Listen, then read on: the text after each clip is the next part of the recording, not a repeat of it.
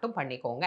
இந்த 6 சாதம் செய்றவங்களும் செஞ்சுக்கோங்க. முருகனுக்கு இது எல்லாத்தையுமே வச்சுட்டு, திருப்புகழ், கந்தர் அலங்காரம், கந்தர் அனுபூதி, கந்த சஷ்டி கவசம் என்ன பாராயணம் பண்றீங்களோ, அத நீங்க பாராயணம் பண்ணிட்டு, முருகனுக்கு தீப தூப ஆராதனை காட்டிட்டு, நம்முடைய கந்த சஷ்டி விரதம் முழுமையான பலன தரணும் அப்படின்ட்டு முருகப்பெருமான்ட்ட பிரார்த்தனை செஞ்சுக்கலாம்.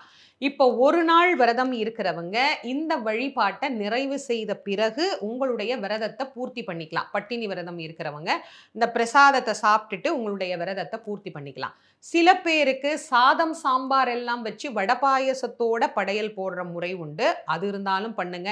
இல்லன்னா சில பேர் பால் பழம் மட்டும் நெய்வேத்தியம் பண்ணிட்டு, இட்லி, தோசை அந்த மாதிரி டிஃபனா சாப்பிட்டு தான் விரதம் பூர்த்தி பண்ணுவோம் அப்படின்னா, அது உங்களுக்கு எது சௌகரியமோ அப்படி பண்ணிக்கோங்க. இது 1 நாள் விரதம் இருக்கிறவங்களுக்கு தான். 6 நாள் விரதம், 7 நாள்ல தான் கொண்டு போய் முடிக்கணும். முழுமையான கந்த சஷ்டி விரதம் இருக்கிறவங்களுக்கு 6ஆம் நாள் சாப்பாடு கிடையாது. ஞாபகம் வச்சுக்கோங்க. ஆனா 6ஆம் நாள் என்ன பண்ணலாம்னா, முருகனுக்கு நெய்வேத்தியம்